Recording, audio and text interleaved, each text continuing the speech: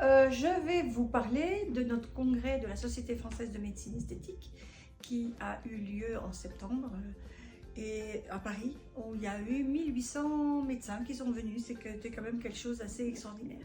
On a eu une grosse session sur la bouche. La bouche, c'est quand même un élément central du visage, c'est un élément du sourire. En plus, quand on écoute les gens, souvent on regarde leur mimique pour mieux les comprendre. Donc c'est vraiment un élément central, incontournable.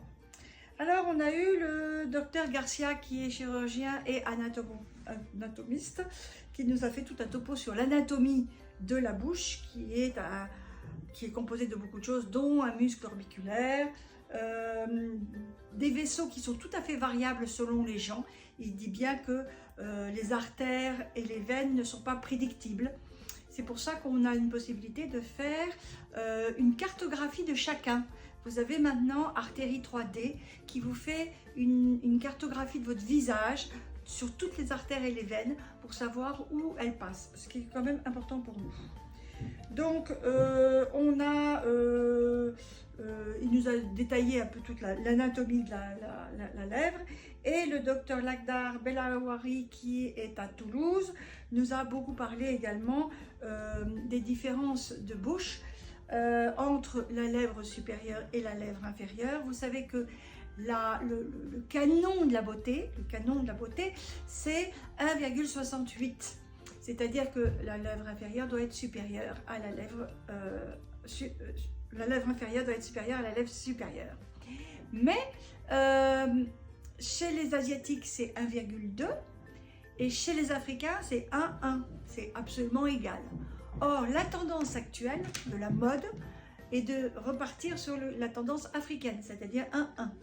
Mais ça a été beaucoup ces 2 dernières années, 3 dernières années. On est en train de rebasculer à une symétrie, mais aussi une proportion, une harmonie, avec un peu plus de bouche charnue de la lèvre inférieure par rapport à la lèvre supérieure.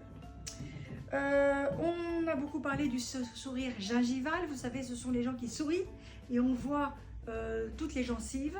Donc qu'est-ce qu'on fait dans ces cas-là? On va le descendre, on va pouvoir faire un peu de toxine botulique pour relâcher le muscle, et la personne sourit, elle ne découvre pas toutes ses dents et ses gencives. Et puis nous avons aussi la possibilité de la lèvre qui s'allonge. Alors ça, c'est tout un sujet, et je viens de faire un article dans la revue de la Société française de médecine esthétique, ça va paraître en décembre, sur le traitement de la lèvre blanche trop longue. Alors quand elle est vraiment trop longue, on passe par la chirurgie. Ça s'appelle le lip lift. Le lip lift, il a été décrit là par le docteur Goron, qui est à l'hôpital Henri Mondor. Il nous a fait une très jolie présentation où vous enlevez un petit peu de tissu ici quand la lèvre est trop longue d'au moins 5 mm. Donc vous pouvez la relever. C'est très intéressant. Il ne faut pas avoir le nez retroussé, sinon vous voyez un peu la cicatrice. Et il faut avoir quand même une longueur assez importante pour que ça vaille le coup.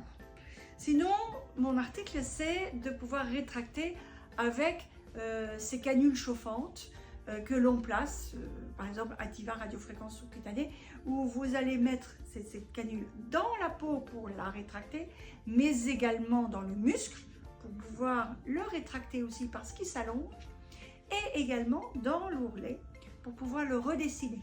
Donc on a 3 étapes qui sont tout à fait jolies, et on arrive à quelque chose de tout à fait intéressant pour rétracter cette lèvre qui s'allonge. En outre, grâce à ces canules chauffantes, vous avez une qualité de peau qui est meilleure. Donc en fait, vos fines ridules, elles s'effacent, elles s'estompent, et c'est beaucoup plus joli. Le docteur Goron nous a parlé également des gens qui veulent changer de genre, et c'est plus les hommes qui vont vers les femmes pour ce genre de chirurgie, et à ce moment-là, ils veulent un peu ce qu'on appelle le surgical look, c'est-à-dire un look de chirurgie, c'est-à-dire un petit peu caricatural. Donc ils vont beaucoup rétracter et avoir une lèvre vraiment en cœur et très rétractée, mais c'est tout à fait joli et c'est le goût de pas mal de gens. Voilà. Le docteur Hugues Cartier d'Arras nous a parlé de ce que l'on pouvait faire pour jouer sur les ridules de la lèvre supérieure, parce que c'est quand même un peu un problème. Alors le plus simple, évidemment, c'est de faire un peu d'acide hyaluronique. On a maintenant un acide hyaluronique, vous savez, qui ne donne pas de volume et qui dilacère, détruit un peu ces ridules, et c'est beaucoup mieux. Et puis, il faut savoir que quand on dort, on change aussi la forme de la lèvre supérieure, donc il faut la restructurer.